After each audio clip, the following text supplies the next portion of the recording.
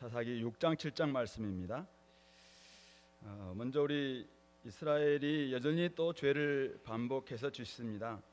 1절 보니까 또 여호와의 목전에 악을 행하였으므로 여호와께서 7년 동안 그들을 미디안의 손에 넘겨주셨다라고 이야기합니다.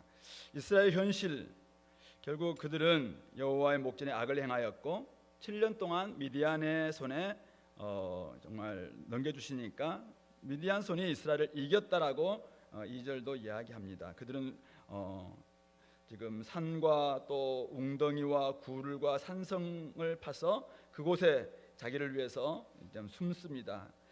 파종할 때 되면은 미디안과 아말렉과 동방 사람들이 와서 다 가져가죠.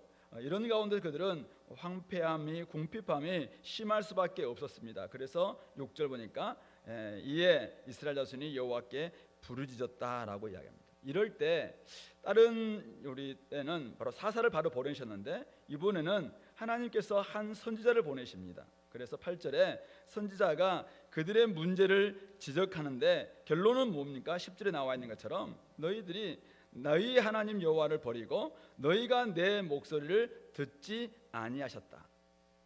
하나님의 메시지는 그들이 하나님의 목소리를 듣지 않고 있다. 그래서 그들의 지금 문제가 여전히 궁핍함과 황폐함과 계속적인 외적의 침입 가운데서 그들이 언약 백성으로서 언약의 땅인 약속의 땅에서 제대로 살지 못하는 모습을 보일 수밖에 없다라는 것을 이야기합니다. 그러면서 하나님께서는 이들을 이제 부르짖었기 때문에 하나님께서 구원하기 시작하는데 바로 구원하기 시작하는 모습이 11절에 기드온을 부르심으로 구원이 시작되는 것이죠. 기드온은 지금 그의 아버지 아비에셀 사람 바로 그 집에서 지금 상수리나무 아래에 앉았는데 기드온이 미디안 사람에게 알리지 아니하려고 밀을 포도주 틀에서 타작합니다. 밀을 타작마당에서 타작하는 것이 아니라 포도주 틀에서 이렇게 숨을 수 있는 이렇게 움푹 패 있는 곳이거든요. 그곳에 가서 타작을 하고 있는 것이죠. 그럴 때 여호와의 사자가 찾아가서 12절에 큰 용사여 여호와께서 너와 함께 하신노다 이렇게 이야기합니다. 이럴 때 오늘 13절에 보면은 이 기드온은 여호와께서 우리를 버리셔서 미디안 손에 우리를 넘겨주셨습니다. 13절 하반절 보면은 그렇게 이야기를 합니다. 그때 여호와께서 그에게 이야기하죠. 너는 너의 이 힘으로 이스라엘을 미디안 손에서 구원하라. 내가 너를 보낸 것이 아니냐. 너를 보냈다 이야기하죠. 그때 기드온은 저는 집안에서도 가장 작은 자입니다. 므낫세 중에서도 극히 약하고 아버지 집에서도 가장 작은 자입니다. 주저합니다. 계속적인 이렇게 주고받는 가운데서 그러나 여호와께서는 내가 너와 함께하겠다 그렇게 이야기를 하죠. 그러나 기드온은 내가 주님으로부터 표징을 얻을 수 있겠습니까? 라고 이야기를 하죠. 그래서 표징 보여주겠다라고 이야기하면서 내가 예물을 가져올 테니까 계십시오 라고 이야기하죠. 18절 하반절 내가 너 돌아올 때까지 머무리리라. 이렇게 해서 예물을 가지고 와서 여호와 사자가 다 받으셨고 그때 그는 여호와를 이제 봤다 해서 죽겠다라고 이야기를 합니다. 그때 여호와께서 23절에 너는 안심하라 두려워하지 말라 죽지 아니하리라 이렇게 이야기하면서 그가 거기서 제단을 쌓았는데 그 제단 이름을 여호와 살롬 평강의 하나님이라는 제단을 쌓았다라고 이야기합니다. 바로 기드온을 부르시고 있는 이런 장면입니다. 두려움에 쌓여있던 기드온 그와 지금 그를 계속적으로 인격적으로 소통하면서 그를 지금 부르시고 있죠. 너와 함께하겠다. 내가 너를 보내겠다. 내가 반드시 너와 함께하겠다. 네가 돌아올 때까지 내가 머무르겠다. 안심해라. 죽지 않는다. 두려워하지 말라. 계속해서 어쨌든 안심시키면서 그의 입장에서 계속 기다려주면서 그를 큰 용사로 지금 부르고 계시는 것이죠. 하나님은 기드온이 약하고 약점이 많은 것 잘 알고 있습니다. 하나님은 저와 여러분들 약한 존재 부족한 많은 것 다 알고 계십니다. 하나님께서는 그러나 기드온을 부르신 이유가 뭔가요? 기드온을 통해서 큰 용사 되겠다고 하신 이유는 뭔가요? 하나님께서 강하시기 때문에 그렇죠. 하나님께 순종하기만 한다면 그가 가지고 있는 약점, 그가 가지고 있는 단점, 그가 가지고 있는 한계 아무런 문제가 되지 않는다는 것입니다. 어쩌면은 그의 약점이 도리어 강점이 될 때가 많다는 것이죠. 우리가 멋진 붓을 샀다. 우리 그림을 그리는 멋진 붓을 우리 가지고 있다면은 제 같은 사람한테 맡기면은 제가 뭐 어떤 그림을 그리겠습니까? 물론 초등학교 때 입상을 한번 해본 적이 있습니다만은, 그러나 제가 그린 그림은 그냥 아무리 비싼 붓이랄지라도 대충 그리지 않겠습니다. 그러나 조금 못난 붓이랄지라도, 안 좋은 싼 붓이랄지라도 뭐 렘브란트라든지 피카소가 그림 잘 그리나요? 어쨌든 이런 분한테 가면은 어쨌든 걸작이 나오는 것이잖아요. 우리가 가지고 있는 이 뭐 재료 자체가 약할 수 있어요. 그러나 하나님께서 쓰시겠다라고 하시면은 쓰는 거죠. 그걸 통해서 놀랍게 일하신다는 것이죠. 그래서 온 세상을 창조하신 하나님의 손, 만군의 여호와의 손에 잡히면은 우리의 한계, 단점 아무것도 아니라는 것입니다. 도리어 하나님을 더 드러낼 수 있다는 것이죠. 그렇기 때문에 하나님의 부르심에 응답하는 것, 그것이 바로 하나님의 구원이 시작될 수 있는 바로 그 지점이라는 사실이죠. 오늘 저와 여러분들이 하나님께서 여러분들에게 지금 각자 부르실 거예요. 그때 우리가 딱 응답하기만 한다면은 하나님께서는 거기서부터 우리가 약점이 있다 할지라도, 한계가 있다 할지라도, 단점이 있다 할지라도 그걸 가지고 하나님께서는 일하시기 시작하고, 거기서 하나님의 구원의 역사는 시작된다는 사실 기억하시기 바랍니다. 25절부터 40절에서 기드온에게 하나님께서는 확신을 주시죠. 첫 번째 확신은 자기 아비집에 있는 바알과 싸울 것을 이야기합니다. 그래서 바알의 제단을 헐고 단 곁에 있는 아세라 상을 정말 부수고, 또 7년 된 둘째 수소를 가지고 번제를 드리라, 이렇게 25절 26절 명령합니다. 큰 싸움 전에 어쨌든 작은 싸움부터 한번 이기는 연습을 지금 그에게 시키고 있는 것이죠. 어떻게 합니까? 27절 보니까 종 열을 데리고 여호와의 말씀대로 행하여, 근데 보니까 두려워하여 밤에 행했다. 근데 밤에 행했습니다. 두려워해서 행했습니다. 행한 겁니까? 행하지 않은 겁니까? 행한 거예요. 어쨌든 두려웠지만은 어쨌든 시도했다는 거예요. 어쨌든 두렵지만은 밤이지만은 했다는 거예요. 오케이네, 오케이. 성읍 사람들이 기드온을 죽이려고 합니다. 그때 그의 아버지 요아스가 한 말이 있습니다. 우리 32절 말씀 뭐라고 이야기합니까? 그 다음에 요아스가 자기를 둘러서 모든 자들에게 이야기를 합니다. 너희가 바알을 위하여 다투느냐? 너희가 바알을 구원하겠느냐? 그를 위하여 다투는 자는 아침까지 죽임을 당하리라. 바알이 과연 신일진데, 31절이죠. 바알이 과연 신일진데 그의 제단을 파괴하였은저 그가 자신을 위해 다툴 것 아니겠느냐? 요아스라는 기드온의 아버지가 그렇게 이야기하는 것이죠. 그래서 기드온을 이 이름 여룹바알, 바알이 그와 다툴 것이다. 여룹바알을 부를 때마다 사실 조롱하는 말이거든요. 이 바알은 힘도 없는 존재다라는 것을 이야기하는 거예요. 그러니까 바알이 자기가 사실은 제단 다 무너뜨렸으니까 바알이 결국 나가서 싸우지 않겠느냐, 바알이 다툴 것이다. 여룹바알이라는 이름을 그가 얻게 된 것이죠. 어쨌든 큰 싸움을 앞두고 지금 작은 자기 속에 있었던, 이런 자기 집안에 있었던 바알 제단, 아세라 상 다 좀 부수는 이 싸움부터 시작했다. 하나님께서 그에게 지금 작은 확신을 주고 있는 것이죠. 두 번째 확신은 뭡니까? 33절부터 35절에 나와 있는데요. 외부의 적을 칠 차례가 되었다는 것을 보여주고 있습니다. 미디안, 아말렉, 동방 사람들이 함께 모여 있는 대적들이 누군지 분명히 이스라엘 골짜기에 다 지금 와 있습니다. 그때 하나님께서 그에게 능력을 주십니다. 34절에 여호와 영이 기드온에게 임합니다. 그리고 동역자도 함께 줍니다. 그가 나팔을 부니까 아비에셀, 자기 집안 사람들이죠. 므낫세 사람들이 35절에 다 따르고, 또 뿐만 아니라 그 주변에 있었던 아셀 지파, 스불론 지파, 납달리 지파, 이 4개 지파 그 사람들이 지금 기드온을 따르는 동역자들이 엄청 생긴 것이죠. 자, 그러면 이것을 이런 확신 가지고 곧바로 전쟁이다 나가면 됩니다. 그런데 기드온이 누굽니까? 여전히 의심 많고 두려움 많고 또 뭔가를 확신이 더 필요했어요. 그래서 36절부터 40절까지 이것은 뭐 하나님의 뜻을 구하는 게 아니에요. 하나님의 뜻은 이미 확정되어 있습니다. 그가 이미 그 뜻 앞에 반응하기로 결단했습니다. 작은 확신을 통해서, 자기 싸움을 통해서 그것도 알게 되었고, 또 자기의 동역자들과 대적도 받고, 또 하나님의 성령도 그에게 임했습니다.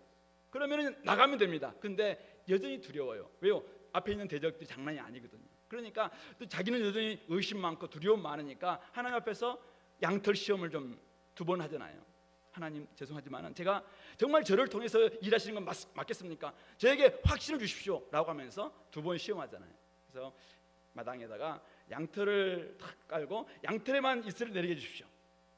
알겠다. 탁 양털만 내립니다. 한 번 가지고 안 되잖아요. 원래 우리나라 사람들은 딱 3번인데 여기는 오늘 그래도 기도는 2번 끝내는데 한 번 더. 이번에는 양털은 마르고 그다음 땅만 적게 주십시오. 그렇게 하나님께서 그대로 해 주셨다는 것이죠. 이걸 통해서 하나님은 결국 기도원에게 자기 확신을 갖게 만들고 있는 것이죠. 하나님 어떤 분이신가요? 하나님은 한 사람을 쓰시기 위해서 그냥 무턱대고 쓰지 않습니다. 어떤 그가 가지고 있는 약점, 그 단점, 또 여러 가지 것들을 보완하기도 하고 때로는 기다려주기도 하고 확신을 주시기도 하고 또 작은 싸움들을 계속 싸워가면서 큰 싸움을 준비하는 이런 걸 통해서 결국 한 사람을 준비시키는 이런 모습을 우리는 보게 됩니다. 경건의 능력과 성령의 옷을 입고 하나님의 소명을 받은 저와 여러분들, 그런데 확신이 없어서 주저할 때가 있습니다. 사실 저도 그렇죠. 자신의 믿음을 강화하기 위한 시간이 때로는 필요합니다. 하나님께서는 다양한 방식으로 우리에게 확신을 강화하기 위한 이런 방법을 주시는데, 저는 가장 중요한 것이 자기와의 싸움부터 시작하는 거예요. 그리고 작은 싸움부터 시작하는 겁니다.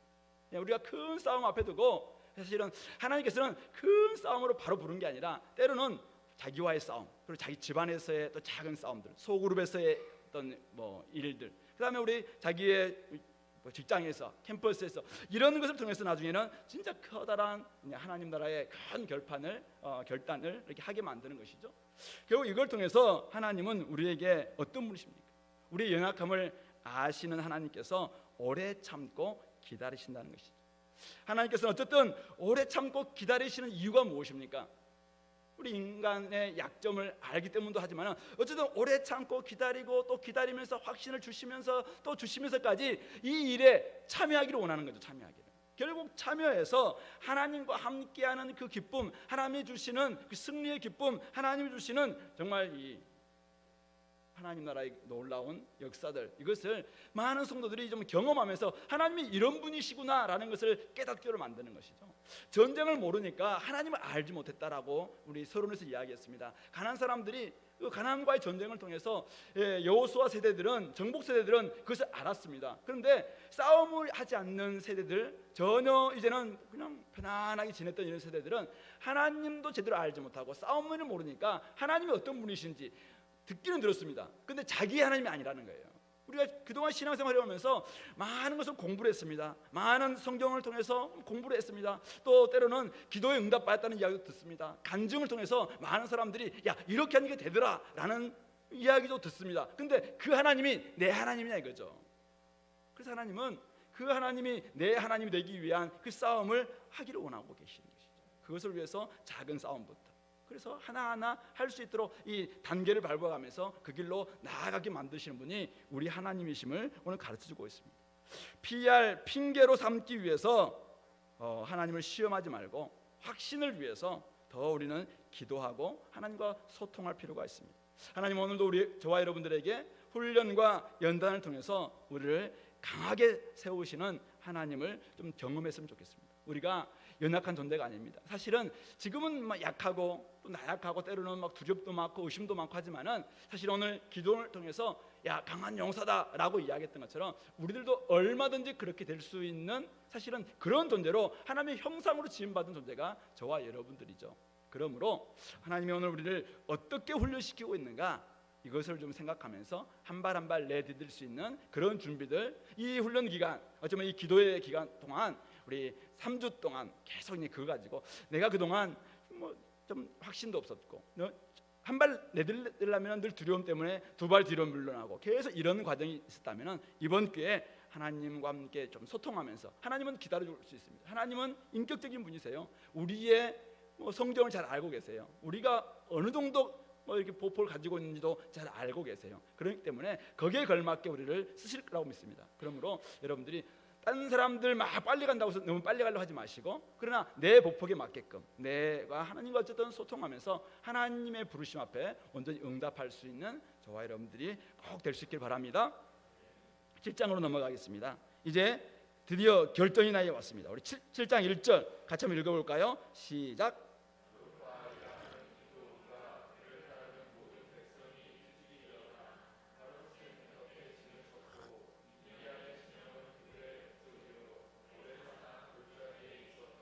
예, 앞에서 봤던 바락과 그 드보라의 전쟁이 있었던 그 근처입니다. 어떤 이스라엘 골짜기 그 근처에 있는 그곳에 진을 쳤습니다.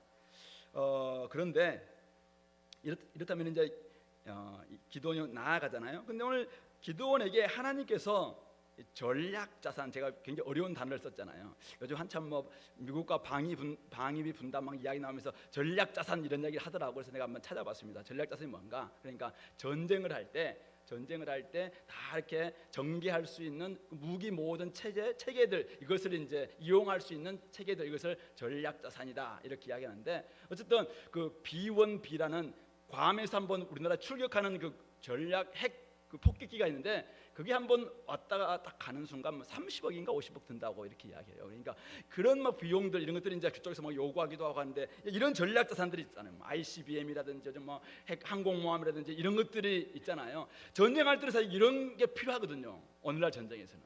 근데 하나님께서 오늘 기드온에게 준 전략 자산이 무엇인가 이거죠. 첫 번째는 1절부터 8절에 나와 있는 300명의 숫자죠. 뭐 잘 알고 있는 이 내용이죠. 하나님께서 기드온과 숫자 싸움을 시작하잖아요. 다 모였습니다. 32,000명이 모였는데 하나님 뭐라고 합니까? 백성 너무 많다. 그래서 두려워한 사람들 다 집에 돌아가라 이야기를 합니다. 그러면서 내 손이 자기가 스스로 나를 구원했다라고 염려할까 싶으니까 두려운 사람 다 돌아가라. 몇 명 돌아갔습니까? 22,000명 돌아갔습니다. 10,000명만 남았죠. 근데 하나님께서 아직도 많다는 거예요. 그래서 이제는 두 번째 방법이 뭐냐면은 인도에서 물가로 내려가라 4절에서 이야기합니다. 메뚜기 떼와 같은 무수한 미디안, 아말렉, 동방 사람들이 지금 모여 있습니다. 그런데 10,000명도 지금 사실은 너무 적은 숫자인데 10,000명이 많다는 거예요. 그래서 숫자 줄이는데 지금 하나님은 너무 막 신경을 쓰고 있잖아요. 어떻게든 숫자를 줄여볼까, 이게 하나님의 지금 싸움입니다. 그래서 물가에 갔으니까 막 물을 마시게 합니다. 그러니까 어떻게 마셨습니까? 손으로 이렇게 움킨 사람들은 몇 명? 300명. 개처럼 막 이렇게 우리 가서 막 급하게 막 마신 사람들이 9,700명. 이제 누구를 돌려보냅니까? 9,700명 돌려보내게 합니다. 300명만 남은 거죠. 만약 손으로 움킨 사람이 9,700명이고 막 이렇게 가서 개처럼 막 핥은 사람이 300명이었다. 그러면 누굴 남겼을 것 같아요? 당연히 300명 남기죠. 하나님의 싸움은 지금 숫자를 줄이기 위한 싸움이거든요. 그래서 9,700명 돌아가라. 그렇게 해서 300명만 머물렀다는 거죠. 전략자산 첫 번째 300명입니다. 두 번째 9절부터 보시면은 여호와께서 그 밤에 기드온에게 이야기합니다. 일어나 진영으로 내려가라. 내가 그것을 네 손에 넘겨 주었느니라. 부하를 데리고 가서 그들이 하는 말을 들으라. 10절 11절을 보시면은 그들이 하는 말을 들으라.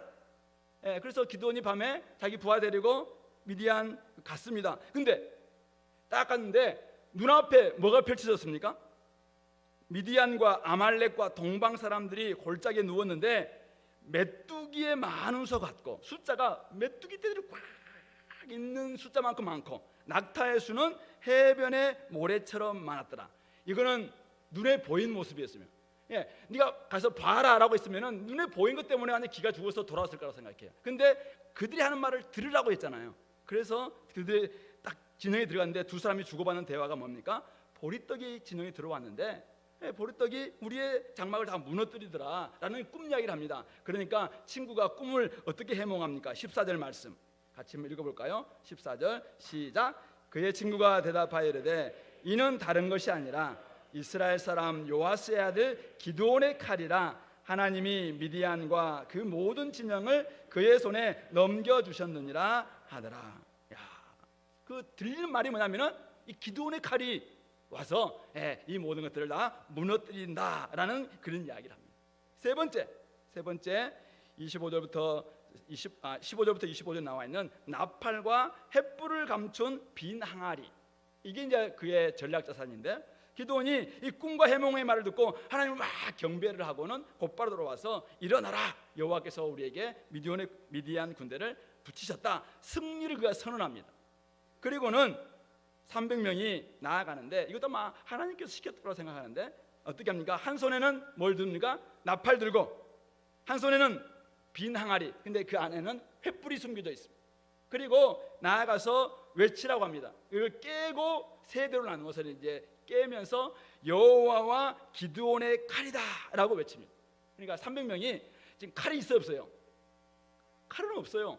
한 손에는 나팔, 한 손에는 비낭아리, 그 안에 횃불 들어있어요. 항아리를 딱 깨면서 여호와 기드온의 칼이다 외칩니다. 이게 무슨 전략 자산이에요. 근데 그 순간 그 다음 중요하죠. 그러자 어떤 일이 벌어집니까? 여호와께서 그 온 진영에서 친구끼리 칼로 치게 하여 서로 죽였고, 도망치는 사람들은 지파 연합군이 추격하였고, 뒤늦게 참전한 에브라임이 두 방백 오렙과 스엡을 죽이고 25절 가져왔다라는 것입니다. 하나님께서 기도원에 주신 전략 자산은 300명의 군사와 적 진영에서 들었던 말과 나팔과 횃불 감춘 빈 항아리였습니다. 아무런 힘도 안 되는 약하디 약한 것 같은 그 전략 자산, 기도원의 칼. 사실 하나님께서는 그런 약하고 보잘것없는 것들을 통해서 상상할 수 없는 승리를 지금 가져다 주셨다는 내용이 오늘 7장의 내용인 것이죠. 300명의 용사가 한 일이 무엇인가요? 나팔 불고 횃불 들고 소리친 것밖에 없었습니다. 이런 것들은 전쟁에서 결코 승리의 조건이 될 수 없는 것들입니다. 멋진 전략 자산이나 좋은 계획이라고 말할 수도 없습니다. 그러나 하나님의 말씀을 청종하고 따르는 백성에게는 이것이 세상을 심판하는 하나님의 칼이 되고 있다는 것입니다. 복음이 바로 그렇습니다. 복음이 아무것도 아닌 것 같은 이 복음이 세상을 구원하는 하나님의 능력이고, 죄를 심판하는 하나님의 도구고, 우리에게 주어져 있는 강력한 전략 자산이라는 사실인 것입니다. 우리는 300명을 주시려면은 기도원의 300명이 아니라 스파르타에서 했던 그 300, 그들을 달라고 이야기할 때가 많습니다. 정말 힘세고 강력한 근력 가지고 키도 크고, 그래서 어떤 한 사람도 막 수십 명을 죽일 수 있는 이런 강한 300이면 되겠습니다 라고 이야기할 때가 있습니다. 그러나 하나님은 그런 300이 아닙니다. 저는 이 물 한 번 마시는, 물 손으로 마실 줄 아는 이 300입니다. 그냥 그런 300에 불과한 이들을 통해서 하나님께서는 지금 일하고 계시다는 것이죠. 하나님이 시키는 대로 빈 항아리 깨뜨리고 한 손에 횃불 들고 입으로는 여호와 기도원의 칼이다 라고 외치는, 그렇게 순종하는 그런 하나님의 백성들, 그런 사람이면 하나님의 충분한 승리를 가져올 수 있는 하나님의 전략 자산이 될 수 있다는 것을 말씀하고 있는 것이죠. 그러므로 우리가 이 땅에서 살아갈 때, 우리가 영적 싸움이 있을 때 우리가 가져야 될 것은 세상에 어떤 것이 아니라는 것입니다. 오직 하나님의 전신갑주, 그것만 우리에게 있다면 우리는 얼마든지 하나님 나라를 위한 이 싸움을 승리로 이끌 수 있다는 것입니다. 하나님 나라를 위한 영적 싸움은 결코 우리의 돈이나 권력이나 명성이나 크기에 근거하지 않음을 가르쳐주고 있습니다. 큰 용사라고 불렀지만은 사실은 기도원은 전혀 큰 용사가 아니었습니다. 하나님께 사용되었을 때 큰 용사가 되었습니다. 앞서 싸우신 하나님의 일, 바로 그 자체가 우리의 전략 자산이라는 사실을 기억했으면 좋겠습니다. 하나님이 이미 우리 앞서서 놀라운 일을 행하셨습니다. 그 일로 말미암아, 십자가에서 이루신 그 일로 말미암아, 예수님께서 이 땅에서 오셔서 이루신 그 일로 말미암아 이미 우리는 구원을 얻었고 이 땅에서도 승리의 삶을 살아가고 있는 것이죠. 그러므로 오늘 우리가 해야 될 일도 마찬가지입니다. 우리가 뭔가를 막 하려고 우리의 머리를 쓰는 것이 아니라 하나님이 행하셨던 그 일을 우리의 전략자산으로 삼고 그것을 가지고 세상에 나가서 선포하면 되는 겁니다. 이미 주님께서 이기신 싸움입니다. 내가 세상을 이겼노라. 그러므로 담대하라. 바로 주님께서 우리에게 주신 말씀인 것이죠. 말씀을 맺겠습니다. 오늘 하나님의 선지자가 지적하신 이스라엘의 문제는 무엇이었습니까? 너희가 내 목소리를 듣지 아니하였느니라. 6장 10절의 말씀이죠. 우리가 진짜 하나님을 모시고 있다면 진짜 어쩌면 우리의 문제가 무엇일까? 그것은 하나님을 모시고 있다고 이야기하면서, 하나님 믿는다고 이야기하면서 하나님 말씀을 청종하지 않는 것이죠.